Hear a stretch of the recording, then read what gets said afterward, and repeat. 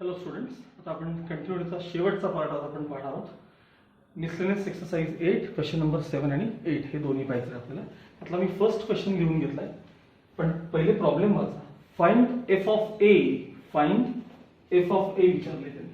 Find F of A if F is continuous at X equals A. Is continuous at X equals ए.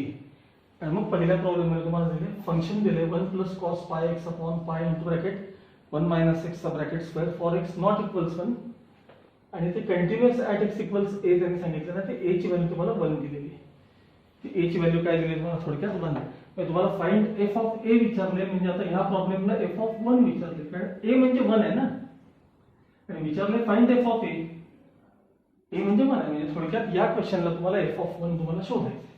ठीक आहे. मग since F x is continuous at x equals 1, comma, limit as x tends to 1 of fx equals f of 1. f of 1 म्हणजे f of a. मग आता आपण ह्याला equation बनवूया आणि याची लिमिटिंग व्हॅल्यू सेपरेट करून घेऊ. Limit as x tends to 1 of fx सांगा.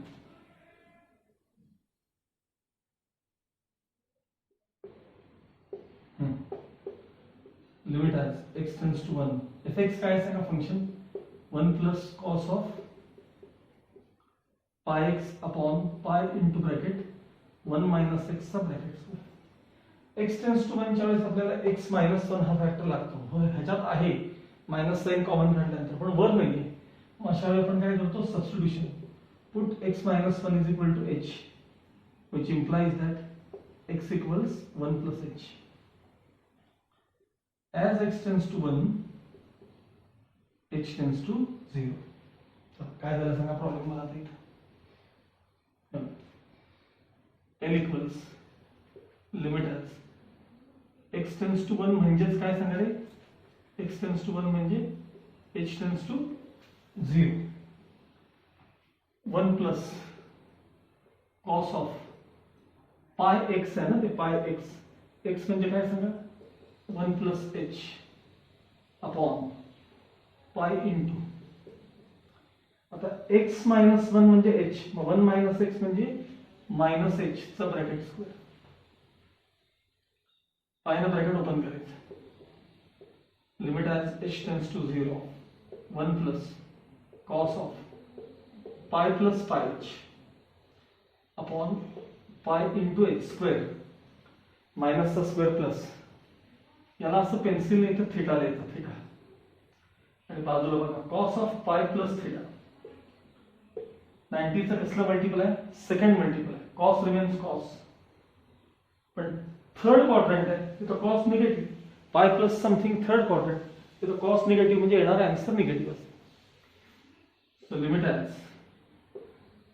h टेंड्स टू 0 1 प्लस साइनचं मायनस झालं का, cos of pi plus theta म्हणजे मायनस कॉस थीटा.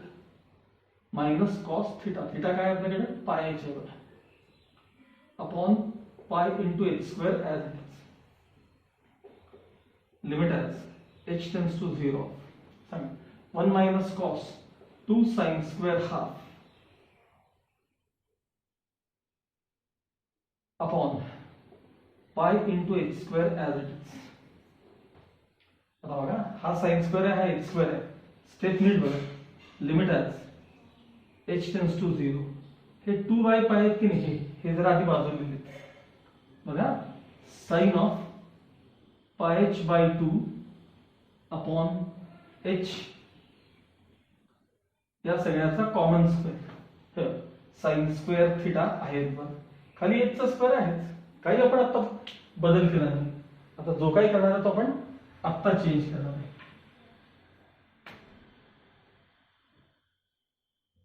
काय एक्स्ट्रा घेतले पाय बाय 2 कॅन्सलेशन साठी.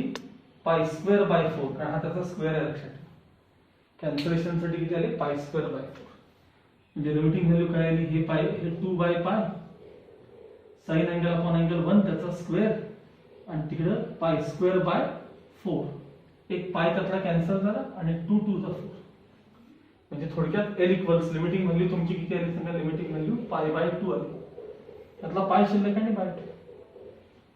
मग लिमिटिंग व्हॅल्यूच्या फंक्शनची π/2 आली तर f(1) पण किती असणार, π/2 असणार. फ्रॉम इक्वेशन 1 f(1) ची व्हॅल्यू किती आली सांगा, f(1) इक्वल्स π/2. हे तुमचं फायनल. f(1) म्हणा, f(a) म्हणा, काही म्हटलं तरी हरकत नाही. ठीक आहे.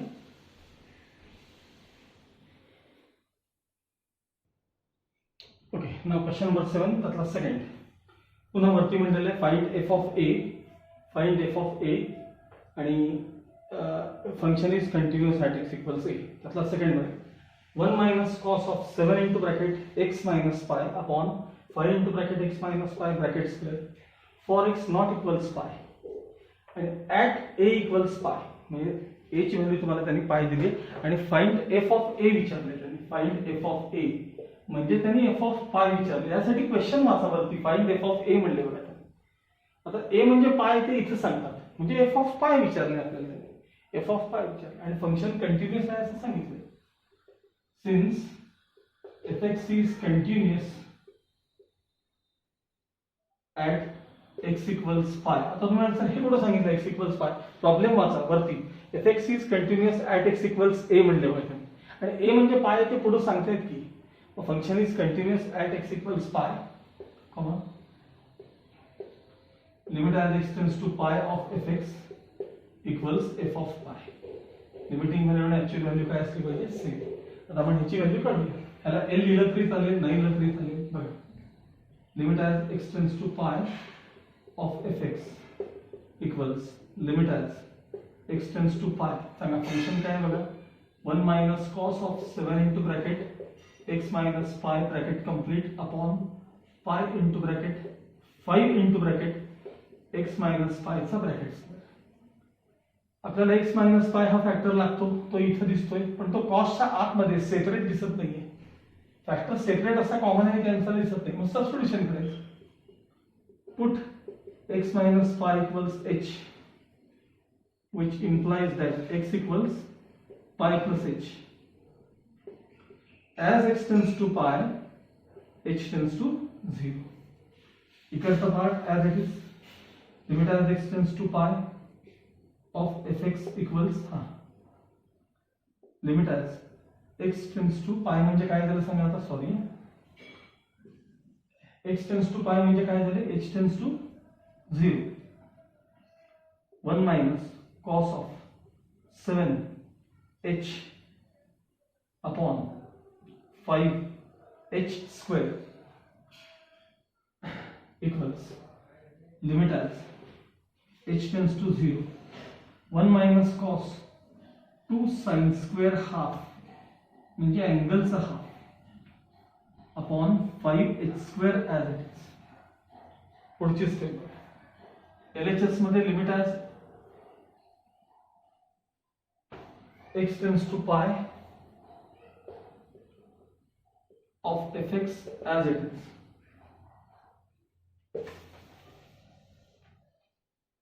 राइट हँड साइडला बघा, हे limit as h tends to 0 of 2/5 मी सरळ बाजूला लिहिलेत. हा स्क्वेअर लिहितो आपण. साइन ऑफ 7h/2 अपॉन फक्त h आहे त्याचा स्क्वेअर. h/2 आणि हा नुसता h, हा दोघांचा कॉमन स्क्वेअर मी लिहिला. आता आपण अँगल ऍडजस्टमेंट करणार आहे. इथं मी 7/2 एक्स्ट्रा घेतले, कॅन्सलेशनला 49/4, कारण 7/2 चा आपल्याला स्क्वेअर घेतला जातो आपल्याला, is equal to 2/5 as it is, sine angle upon angle 1 आणि 49/4. Final answer 2 49 upon 10. हे झाले तुमचे limit as X tends to pi of F X ची व्हॅल्यू. आणि इक्वेशन 1 मध्ये सांगितलं की ह्याची व्हॅल्यू एफ ऑफ पाय आहे. इक्वेशन 1 मध्ये म्हणजे फ्रॉम इक्वेशन 1 एफ ऑफ पाय ह्याची व्हॅल्यू काय मिळाली तुम्हाला, 49/10. हे तुम्हाला त्यांनी विचारले. काय मिळालं आपल्याला, एफ ऑफ पाय इक्वल्स 49/10. हे तुमचं फायनल आन्सर. ओके.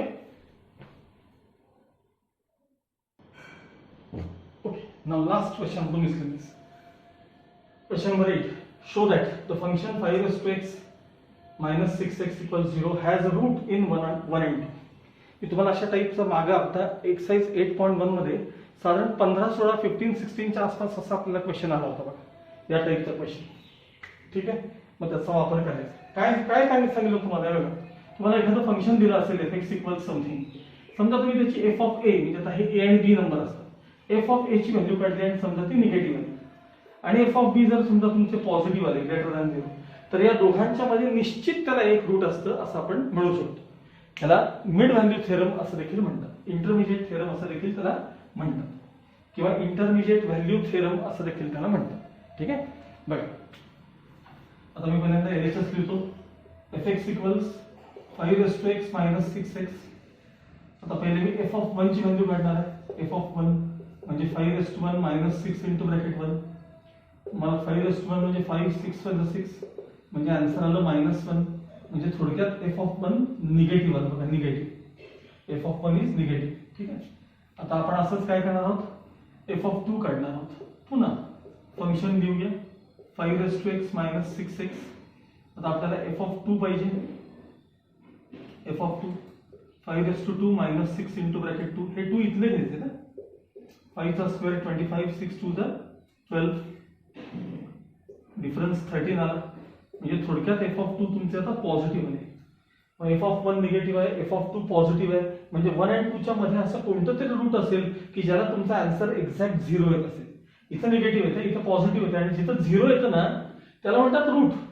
हे सॅटिस्फाय करणारं आन्सर म्हणजे 0 आहे, लागतं, लक्षात ठेवा. 0 ते रूट असतं. Therefore there exists a root of 5(x minus 6x = 0) between rectangular bracket मध्ये 1 to 2 या दरम्यान त्याला काय असलं पाहिजे, एखादं रूट असलं पाहिजे. ठीक आहे, हा झाला त्यातला पहिला क्वेश्चन.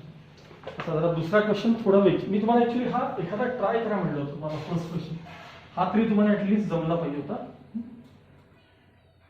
आता त्यातला सेकंड क्वेश्चन वाचायला.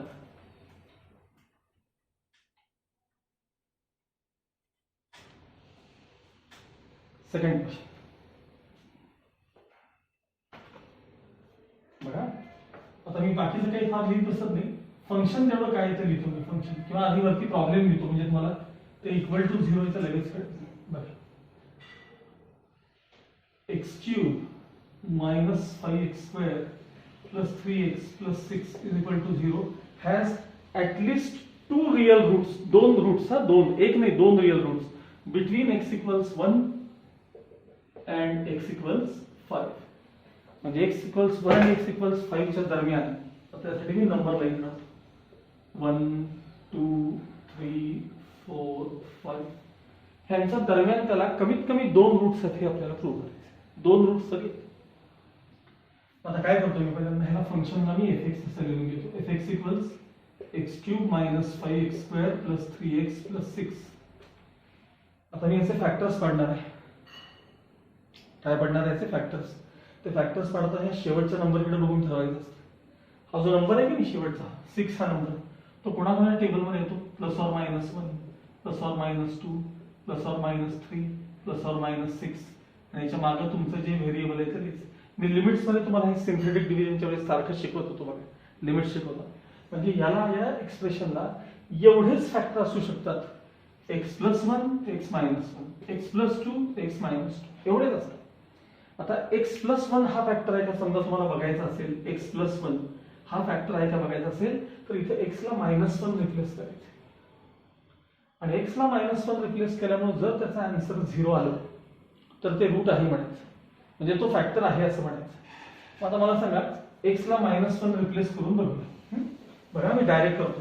-1 चा क्यूब -1, -1 चा स्क्वेअर 1, 1 × -5 म्हणजे -5, 3 × -1 म्हणजे -3, आणि हे 6. आता ही ऍडिशन काही 0 येत नाहीये, त्यामुळे x+1 हा त्याला फॅक्टर नाही. आता x-1 फॅक्टर आहे का बघूया. x-1 फॅक्टर आहे का पाहण्यासाठी आपल्याला आपल्याला x ला 1 रिप्लेस करावं लागतं 1. करूया 1 रिप्लेस. 1 चा क्यूब 1 मायनस 5 इंटू ब्रॅकेट 1 चा स्क्वेअर म्हणजे 1 प्लस 3 आणि पुढं मायनस किती सॉरी प्लस किती आहे 6. 6 आणि 3 9 1 10 न 5 गेले 5 राहिले 0 आलं नाही म्हणजे x मायनस 1 हा देखील फॅक्टर नाही आहे म्हणजे हे दोघेही नाही आहेत. आता x प्लस 2 फॅक्टर आहे का बघायचं असेल x प्लस 2 तर x ला -2 ठेवायचे. करा बरं -2 चा क्यूब -8 -2 चा स्क्वेअर 4 4 5 चा -20 त्याच्यानंतर 3 2 चा 6 म्हणजे -6 आणि हे +6. आता याचं काय आन्सर 0 येणार नाहीये त्यामुळे x प्लस 2 हा देखील फॅक्टर त्याचा नाहीये. मग x -2 हा फॅक्टर आहे का बघायचा. त्यासाठी x ला 2 रिप्लेस करायचे असतात. चला 2 रिप्लेस करा. 2 चा क्यूब 8 मायनस 5 इंटू 2 चा स्क्वेअर 4 म्हणजे 20 प्लस 2 3 चा 6 आणि हे प्लस 6 आहे तसे 6 6 12 12 आणि 8 20 20 मधनं 20 गेले 0 आलं म्हणजे 100% x -2 हा त्याचा फॅक्टर आहे. म्हणजे याचा एक फॅक्टर पडला x -2. आता राहिलेला फॅक्टर जो आहे तो सिंथेटिक डिव्हिजन ने करायचा असतो. राहिलेला फॅक्टर आता झालं आपलं रफरचं काम संपलं झालं. एक फॅक्टर तुम्ही ठरवलं. आता बघा x क्यूब चा कोएफिशियंट 1 x स्क्वेअर चा -5 मग 3 आणि 6 कुठला फॅक्टर आहे x -2 मग इथे लिहिताना +2 लिहायचे असते. 1 ॲज इट इज 1 इंटू 2 2 -5 + 2 म्हणजे -3 -3 टू द -6 3 -6 म्हणजे -3 टू द -6 हे झालं रिमाइंडर 0. मग हा अलीकडे फॅक्टर आहे ना 3 टर्म आहेत ना x स्क्वेअर -3x -3 असे फॅक्टर्स आहेत. x स्क्वेअर -3x -3 हे झालं तुमचं फंक्शन झालं थोडं. ठीक आहे हे तुमचं फंक्शन. आत्ताच तुम्ही काय बघितलं बघा की x = 2 जेव्हा मी या फंक्शन मध्ये रिप्लेस केलं होतं तर ह्याची व्हॅल्यू 0 आली होती की नाही. म्हणजे सरळ सरळ ते त्याचं रूट असलं पाहिजे की नाही या इक्वेशनचं. अरे साधा विचार आहे x ला 2 रिप्लेस केल्यामुळं इव्हन इथं बघा बघा हे आणि हे फंक्शन वेगळे आहे का सांगा. हे आणि हे फंक्शन वेगळे आहे का हे त्याचेच ते फॅक्टर आहेत. x ला 2 रिप्लेस केले की हे ब्रॅकेट 0 झालं म्हणजे सगळं 0 झालं म्हणजे ह्याची व्हॅल्यू थोडक्यात 0 येते x = 2 ला म्हणजे ते त्याचं रूट असलंच पाहिजे.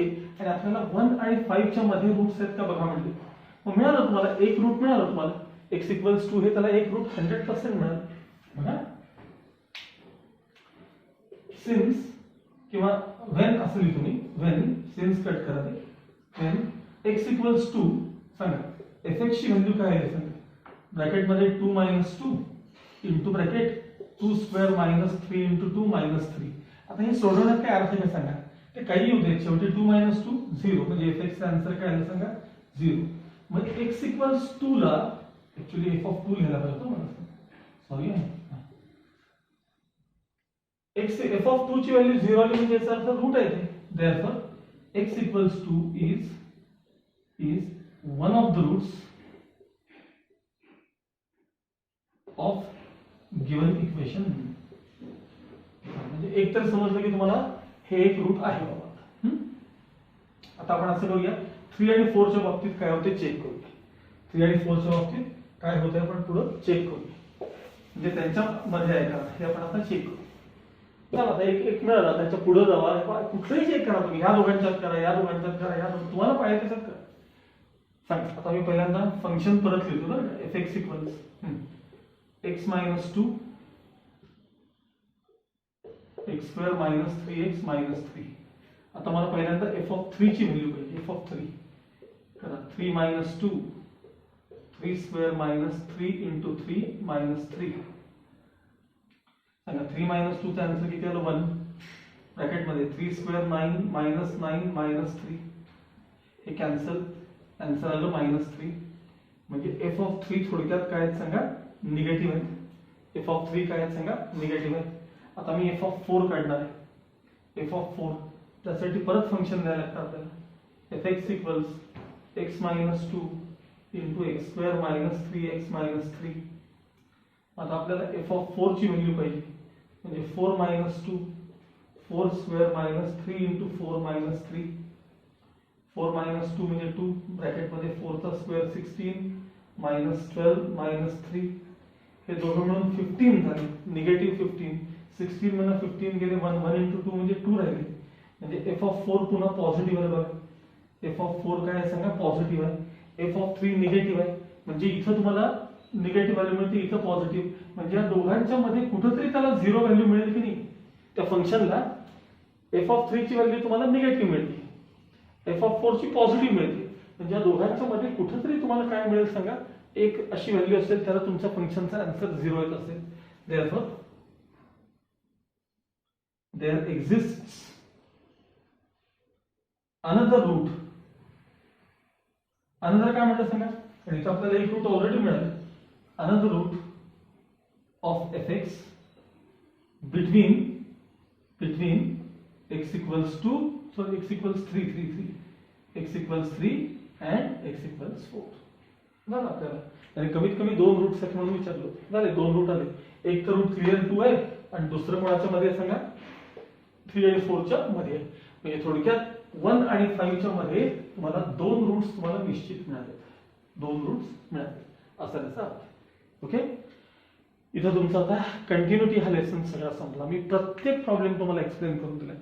फक्त मिसलेनियस मध्ये जे एमसीक्यूज आहेत ते मात्र स्वतः सोडवा. जर त्यात काही येत नसेल तर तेही सांगा, मी तेही तुम्हाला एक्सप्लेन करून देईन. आणि कंटिन्युटीची प्रॅक्टिस जितक्या वेळा शक्य आहे तितक्या वेळा करा, कारण कंटिन्युटी लिहायला अवघड आहे. अर्थात 12वीला आपल्याला कंटिन्युटी डायरेक्ट चॅप्टर नाहीये, पण ह्यातल्या कन्सेप्ट तुम्हाला कंटिन्युटीच्या लागतात. म्हणजे डिफरन्शिएबिलिटी आणि कंटिन्युटी नावाचा एक प्रकार आहे, त्यांच्यातलं रिलेशन जेव्हा आपण स्टडी करणार 12वीमध्ये, तेव्हा तुम्हाला हे left hand side right hand side approach काय हे काय ते तुम्हाला लागणार आहे, हे लक्षात ठेवा. त्यामुळे न विसरता हा चॅप्टर शक्य तितक्या वेळा रिवाइज करा. आता मात्र ह्याच्या पुढे जो आहे डेरिव्हेटिव्ह वगैरे, हे एकदम सोपं आहे, अवघड असं काही विचित्र नाही, लिहायला अवघड वगैरे असं काही नाही. डेरिव्हेटिव्ह मात्र निश्चित सोपं आहे. आपण नेक्स्ट पिरियडमध्ये आता डेरिव्हेटिव्ह स्टार्ट करणार आहोत. डेरिव्हेटिव्ह स्टार्ट केलं की आपलं मॅथ्स 2चं सगळं टेक्स्टबुक तुमचं संपलेलं असेल. डेरिव्हेटिव्ह आपण बघून झाला की ऑलमोस्ट मॅथ्स 2चं तुमचं सगळं टेक्स्टबुक एकदा चेक करतो मी. डिफरन्सिएशन हा आपला याच्यातला लास्ट लेसन असणार आहे. ठीक आहे, हा झाला की तुमचा मॅथ्स 2. मग मॅथ्स 1 मध्ये कोनिक सेक्शन वगैरे जो राहिला आहे तो आपण पुढे कंटिन्यू. पण आता 12वीचा पण अभ्यास करायला सुरू करायचा. ओके.